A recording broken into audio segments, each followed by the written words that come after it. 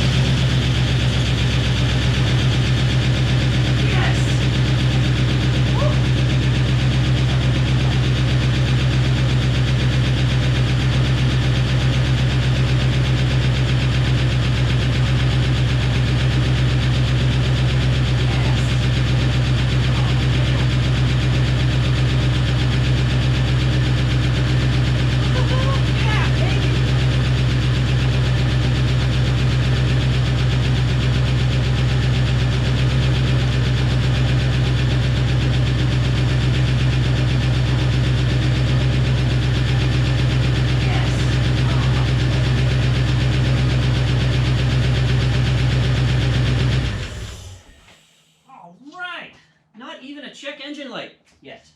Gosh, stupid door. Whew, we did it! Oh my gosh. All right, and check the transmission fluid, and then we're gonna pull it out.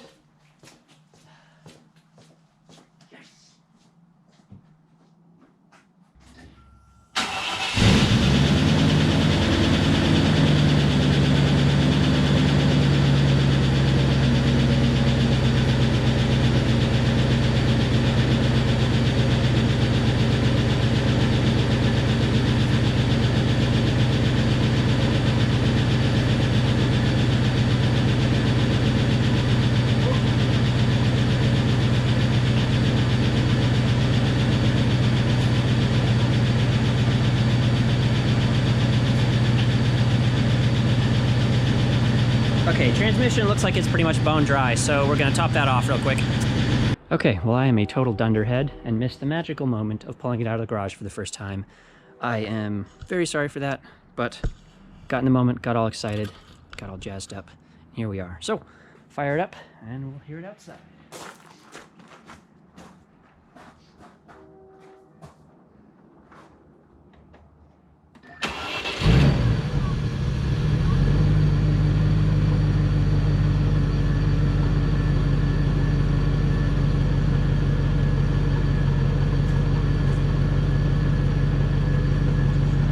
Can't get over how quiet and smooth it is.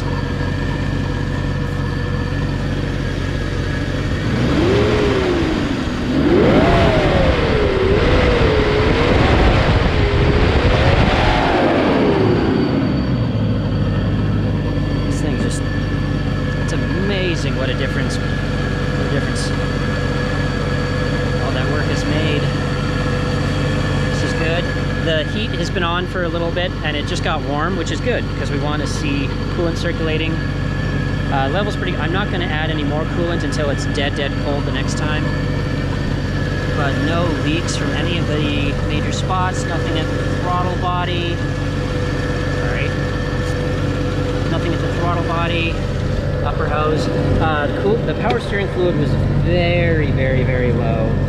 I filled it up and now it may actually be a tiny bit overfilled. And I've also turned the wheels a couple times so it's things routed nicely. Yeah, it's just, this is exactly what I hope for. So we've down there, we've got lower oil, upper oil, no leaks, both throttle body heaters, no leaks. Actually, so this is the reservoir, the coolant reservoir, this is the throttle body, no leaks there. On here, this is the main leak. This is one of the highest pressure points in the cooling system, no leaks there. Throttle body, no vacuum leaks as far as I can tell. You know, I haven't done like a smoke test or anything, but I don't hear any hissing. It's just, it's everything I could have asked for and more. No exhaust leaks, it's all clamped down tight. Injectors all seem to be working really well. Oh, it's just fantastic. I'm so happy. All right, gang, it is a beautiful fall day in Eastern Washington. Sun is shining. We are back on the Rover. The first priority of the day, actually, I'll get to that. So, It's running great. It's quiet. The pulleys have kind of taken turns squeaking. Oh, that cleaned up nicely. Got a lot of there's like a really nasty, just dusty film on that, which I got cleaned off. The pulleys were taking turns squeaking, and so I just put a little squirt of deep creep on the back of each of them. Oh, it's still warm. Very good. Put just a squirt of deep creep on the back of the pulleys on the bearings and immediately quieted them up. Once they kind of stopped taking turns, they actually all quieted down, but I'll be monitoring that. Coolant is topped off and at the correct level.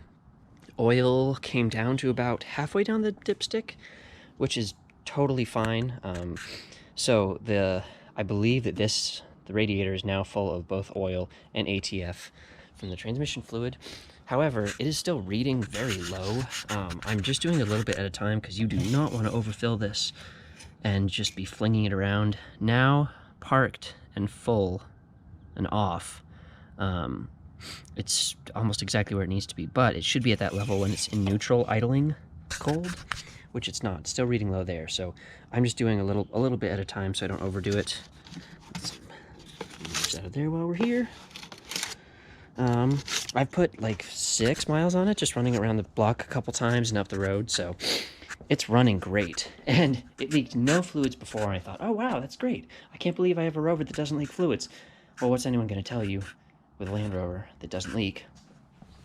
It must not have fluids in it, which was true.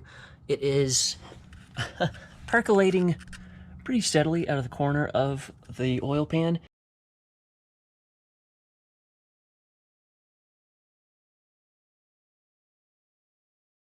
I'm just looking now. I think these axle seals were done recently because that's a nice clean piece there. I went to the car wash and I blasted this off. It is now dripping fresh oil, but this is still just really good. Top #1 priority now that it is outside and I have the door wide open. If you remember from last time, we replaced the tether, got our new pin, new hinges, but it's still not sitting quite right. Actually, it's pretty much exactly where it was before I quote-unquote fixed it.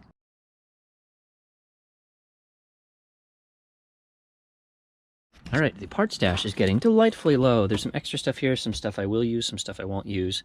But next on the agenda, someone got in here for some reason. This whole thing is pretty well popped off. On my own personal vehicles that I plan to keep, I don't like having this stuff here because it extends into the cargo area. Just not a whole lot, but more than I'd rather have the cargo space, not have this. I have a new grill. Ooh, no bueno. So I'm going to pop this out to get a look behind, see what's going on, and because we need to get access, and I got them from the junkyard. These 6 here bolts through, you know, the bolts just extend through, and then the nuts and washers are on the other side. So right in here. So we'll get that torn off and get started. All right, we've got our hardware kit here, which is 1/2" nut, 1/2" bolt. It's easy enough. I am going to put a very, very thin skim, since this is paint on steel on paint on aluminum. I'm just going to put a very, very, very thin skim of grease on this, just so it's to create a little barrier there. Your 2 studs go on top, single stud goes below. You can actually mount it upside down.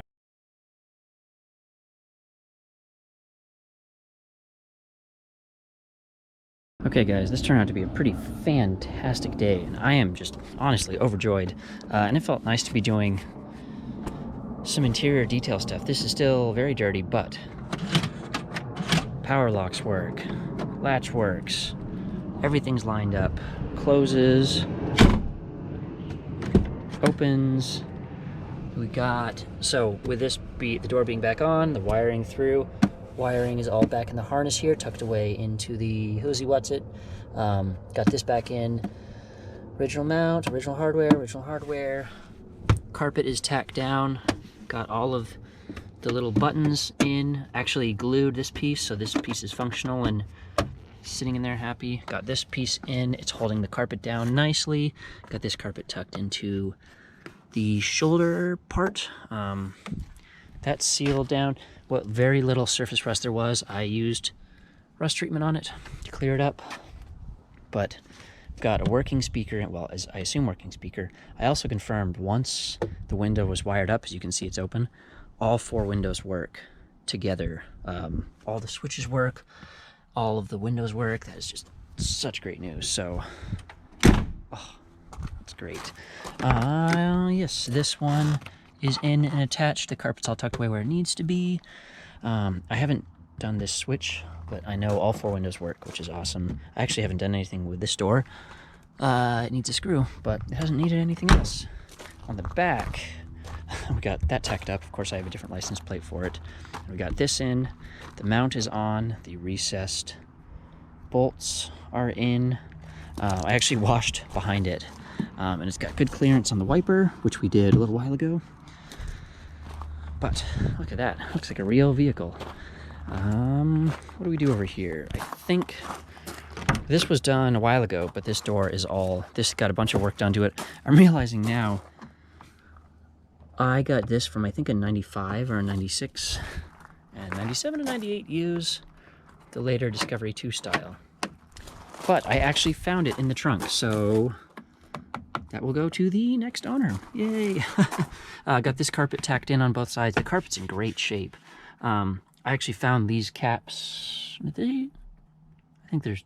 No, I don't know what I'm talking about. But I have one of those screws too.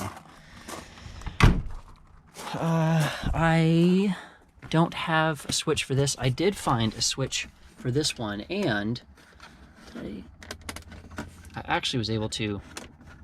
How did I do it? I had it working before. It's missing the little tab for it, but the switch itself does work. So next is going to be powering this up to slide this back. I think this door is all set. I'm actually going to replace this piece of trim. I can do that right now, actually, because I have the spare hardware. But yeah, it felt good to just do nice, simple interior stuff and not just get filthy for once. So good progress.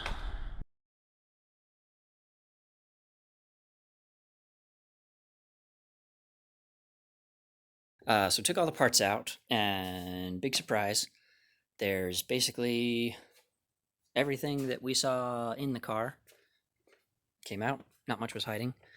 What is remarkably absent is, I'll come over here,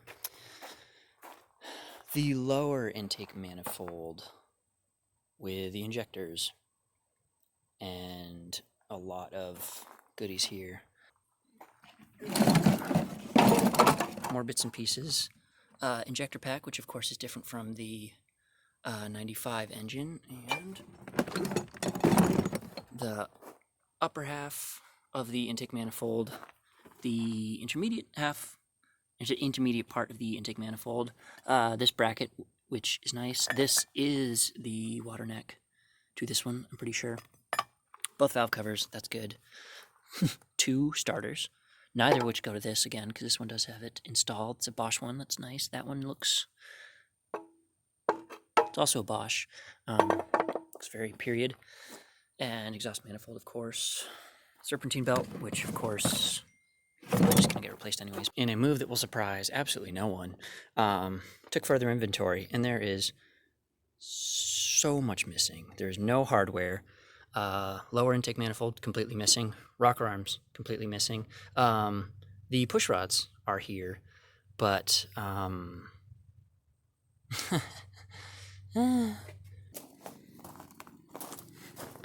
that is not the top half of an engine. I may pull the heads and get them checked out, and then just keep them as spares. Start selling parts out of it. Tear it. I've never actually torn down an engine. Maybe it's just I can tear it down for scrap, and then we'll have a shell, and we can just move on with it. Or maybe I'm just being a pessimist, and in a couple weeks I'll have all the parts for it and more if I go raid that guy's stash.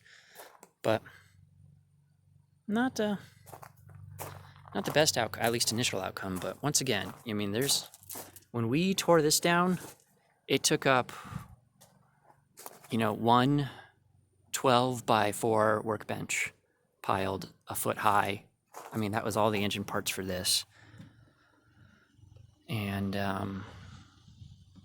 there's a lot of stuff that is not here. Understatement of the day. But what does your future hold, little friend? Who can say? But whatever happens, you'll hear it here. Thanks, guys.